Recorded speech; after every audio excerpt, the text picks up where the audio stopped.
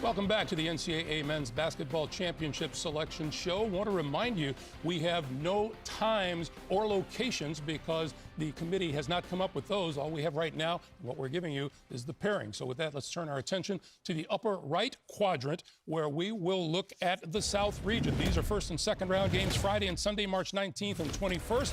And the number one seed, the Baylor Bears, for the first time in school history. Clark, Baylor, a number one seed in the tournament. No surprise here. Clearly early on in mid-season, this team was as dominant as any team in the country. They've not quite gotten back to that pace because of COVID issues, but I expect Baylor to get to Indianapolis at Lucas Oil Stadium as a Final Four team. Who will be taking on the Hartford Hawks out of the America East Conference. They beat UMass Lowell in the America East Tournament Final by 14 points. The number 8 seed, North Carolina's Tar Heels. Second team out of the ACC. The Heels reach the NCAA tournament for a 10th straight season. They will take on 9th-seeded Wisconsin. The Badgers out of the Big Ten.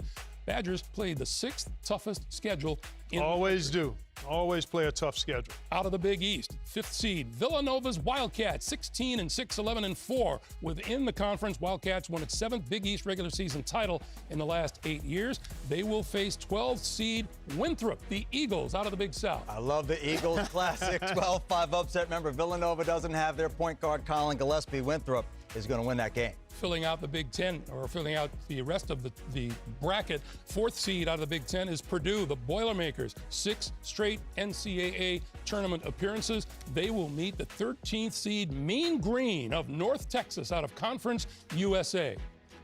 And the Big 12, 6th seed, 4th out of the Big 12, the Red Raiders of Texas Tech. The Big 12, second toughest conference in the country, and I think Texas Tech as a 6th seed is a very dangerous team. Keep an eye on the Red Raiders, folks. They could do damage from that spot. Their opponent, the 11th seed out of the Mountain West, is Utah State, the Aggies, a second-place finish in the Mountain West Conference. That's a bubble team. That's the one team that I had out for this bracket at least, and they're an 11 seed, so didn't even have to play in the first 4. Respect for the Mountain West that beat San Diego State twice. That is a delicious matchup, those two teams. The number 3 seed from the Southeastern Conference, the Arkansas Razorbacks, ended the SEC regular season winning their last 11 games, and a happy bunch of Razorbacks, 22-6 on the year and 13-4 coming out of the conference.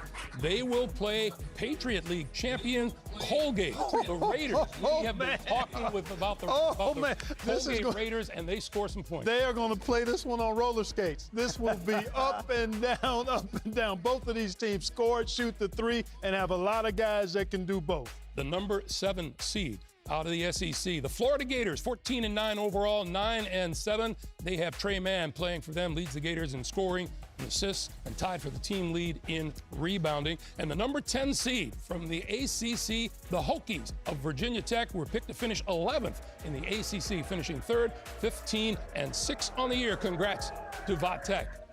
And out of the Big Ten, the Buckeyes of Ohio State, you just saw them here put up a valiant effort against Illinois Fighting Illini. Buckeyes knocked off top seed Michigan on their way to the Big Ten tournament final. Congratulations, fellas. OHIO, well done. What an effort today in that overtime loss to Illinois. Great grit and resilience by the Scarlet and Gray. And they will face the 15th seed out of the Summit League, Oral Roberts. The Golden Eagles finished 4th in the Summit League, won the Summit League tournament title, beating North Dakota State.